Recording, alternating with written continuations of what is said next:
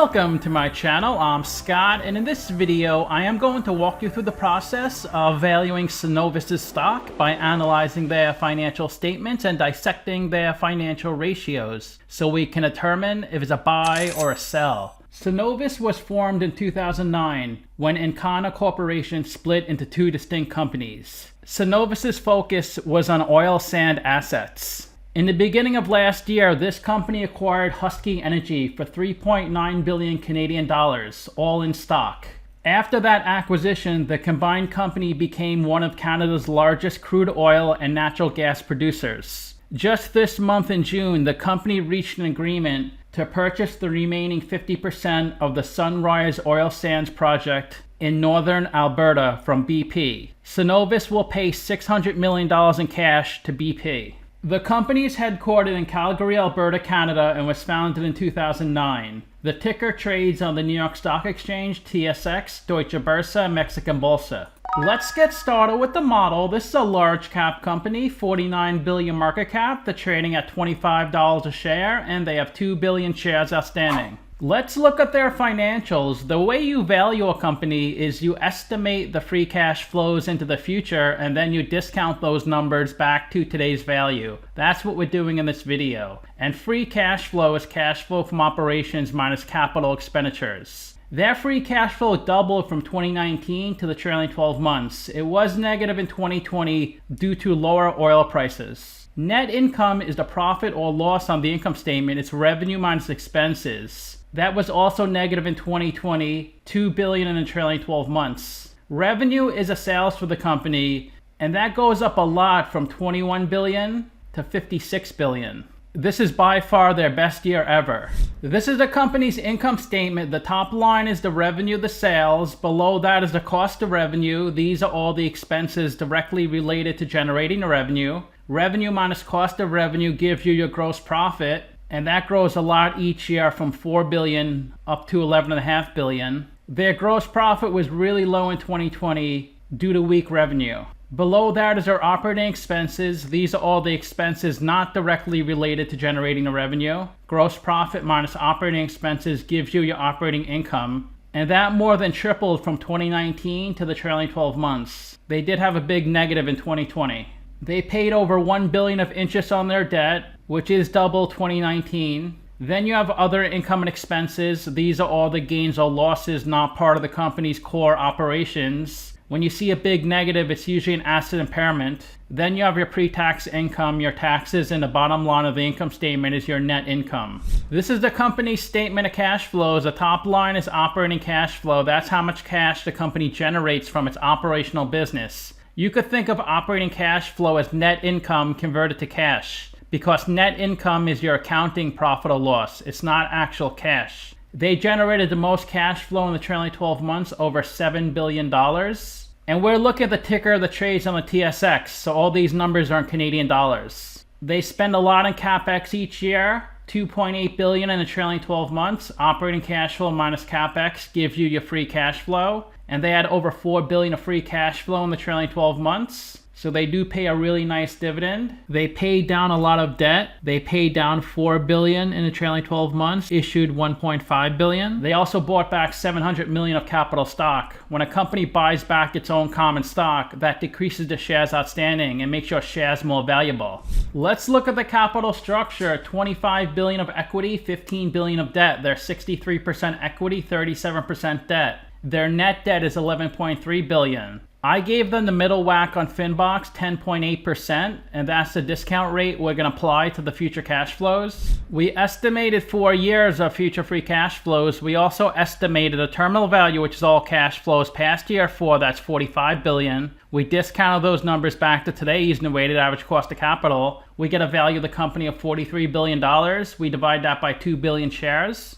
And we get a calculated stock price of $22. They're trading at $25, so they're trading at a 13% premium. It's a sell according to the model. The last time I did a video on this company was in February of 2021. They were trading at $7.55, and my valuation was $16.38. And you could see they crushed my valuation. They're up to $25. If you saw that video and invested in this company, you could have tripled your money. Their revenue target for 2024 is 57 billion Canadian dollars. 2023 it's 65 billion. 2022 it's 68 billion. And I continued this trend into 2025 and I got 50 billion. That's how I got their future revenue estimates. They convert on average 7% of their revenue into free cash flow. So I multiplied their future revenue estimates by 7%. That's how I got their future free cash flows. If you go to the website Simply Wall Street, their valuation on this stock is 55.09, which means they think it's 55% undervalued. 9 analysts priced the stock that trades in the United States. Their price target is $24.11, and the price in the US is $19.03. The analyst with the lowest target is $19, and the analyst with the highest target is $31.45. This is where the stock has been trading the last 5 years. From mid-2017 to the beginning of 2020, it was trading pretty much sideways, between $10 and $15. Then it fell down to about $2 during the COVID crash. And then the stock 15x'd above $30 just a couple of weeks ago. It has come down to $25, but look at this climb since the bottom. You could have retired if you just invested all your money into this stock, but who would have known, right? This red line is the price of Brent crude. This stock is highly correlated to Brent crude. It almost tracks each other perfectly. In the past 5 years, Brent crude is up 148%. This stock is up 170%. They nearly tripled their dividend recently. They're up to 11 cents a share. They pay a quarterly dividend, a yield of 1.7%, which is only 19% of their free cash flow, 42% of their net income. Historically, their dividend yield is all over the place. It almost hit 5.5% in 2015. It dropped to 0 in 2020. And the forecast is for the yield to hit 2.4% by 2024. This is a really volatile stock. It has a beta of 3.39. The stock moves more than 3 times the market. It's gone up 100% in the past 52 weeks, while the S&P is down 13%. The 52-week low is 9, the high is 31. And the stock is trading between its 50-day and 200-day moving average. This is a pretty popular stock. 10 million shares are traded each day. Of the 2 billion shares outstanding, 1.3 billion are on float, 51% are held by institutions, and 1.3% of the shares are shorted. If you invested $10,000 into this company 10 years ago, you'd only have $7,200 today. That's a 28% loss. The CEO's annual salary is 1.2 million Canadian dollars. And their total compensation package is going up each year. It's $14 million in 2021. In the past 12 months, there's been mostly insider buying, very little selling.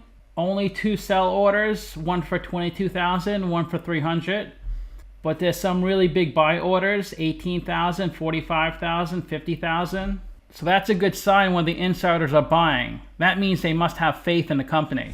49% of the company is held by institutions, 18% by the general public, 17% by private companies, and 16% by public companies.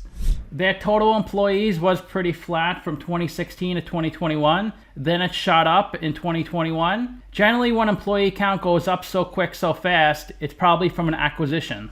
Their biggest shareholder is a large Hong Kong fund, CK Hutchinson. They own 16% of the company. The next biggest shareholder owns 12% of the company, then Capital Research, Fidelity, ConocoPhillips. As you know, ConocoPhillips is a big oil and gas company in this industry. Fidelity, and a bunch of other companies. Let's look at their financial ratios. A PE of 25, that's stock price over earnings per share. Price to sales of 0.9.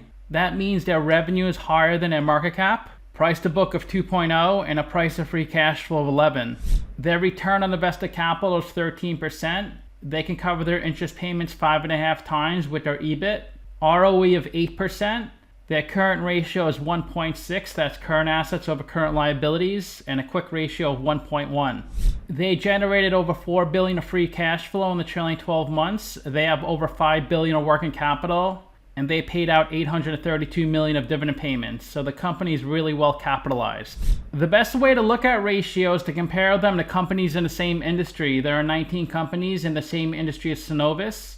And if Cenvous has a number in red, they're worse than the average. If they have a number in blue, they're better than the average. I converted all of Cenvous' numbers to US dollars so I can match these other tickers. They spend $2 billion in CapEx, which is a lot less than average. They have an average debt to equity ratio. They pay a lower dividend than the average company. They generate less free cash flow than average. They rank 12th in market cap at $38 billion, average is $89 billion. And you can see their revenue growth is really high at 34%. The average is 18%. That's why their price multiples are worse than average in most categories. Their ROA is similar to average and an ROE slightly below average. So to summarize, I have them trading at a 13% premium, and it's really hard to know how much more upside is in this stock, because in the past 2 years it's been a rocket ship going up so much. And a lot of that has to do with the price of oil. If oil continues rising, so will the stock price. And we saw earlier the stock pretty much mimics oil.